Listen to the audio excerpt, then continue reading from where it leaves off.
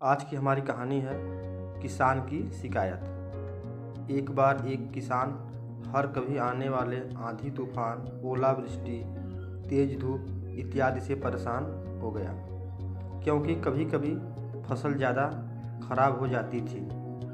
इसलिए वह परेशान होकर ईश्वर से शिकायत करने लगा।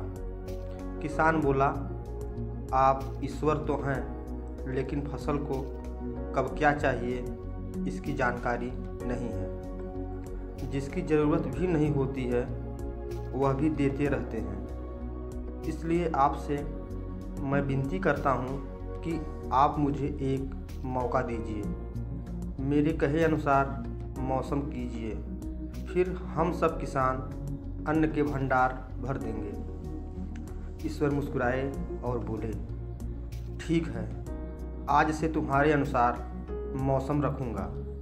किसान खुश हो गया। किसान ने अगली फसल में गेहूं की बुआई की। उसने जब चाहा तब धूप मिली, उसने जब चाहा पानी मिला। पानी की तो उसने बिल्कुल कमी नहीं आने दी। आंधी, बाढ़ और तेज धूप तो उसने आने ही नहीं दी।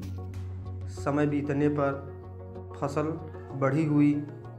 किसान भी बहुत खुश हुआ कि इस बार शानदार फसल दिख रही है। किसान ने मन ही मन सोचा कि ईश्वर को अब पता चलेगा कि अच्छी फसल के लिए क्या क्या ज़रूरी है। फालतू में ही किसान को परेशान करते रहते हैं। किसान फसल काटने के लिए खेत पहुंचा।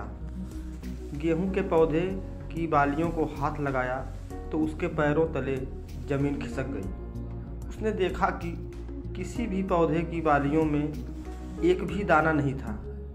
किसान दुखी हो गया और बोला, हे ईश्वर, ऐसा क्यों हुआ?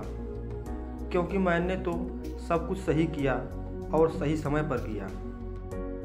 इस पर ईश्वर बोले, हे प्रिय किसान, ऐसा तो होना ही था, क्योंकि तुमने इन पौधों को बिल्कुल भी संघर्ष नहीं करने दिया।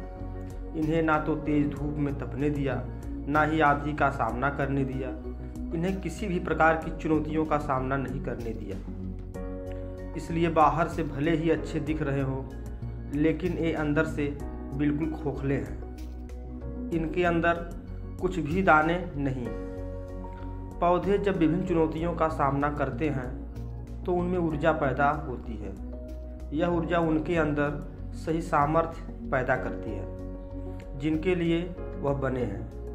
दोस्तों, ठीक इसी प्रकार जब तक इंसान संघर्ष से नहीं गुजरता है वह आदमी खोखला रह जाता है। जीवन की चुनौतियां ही उसके लिए उन्नति के नए रास्ते खोल देती हैं और आदमी को मजबूत और प्रतिभाशाली बनाती हैं। इसलिए आपके भी जीवन में मुसीबतें या चुनौतियां आएँ तो घबराना मत। यह आपको बिखरने के लिए नहीं, निखारने के लिए आई हैं। धन्यवाद।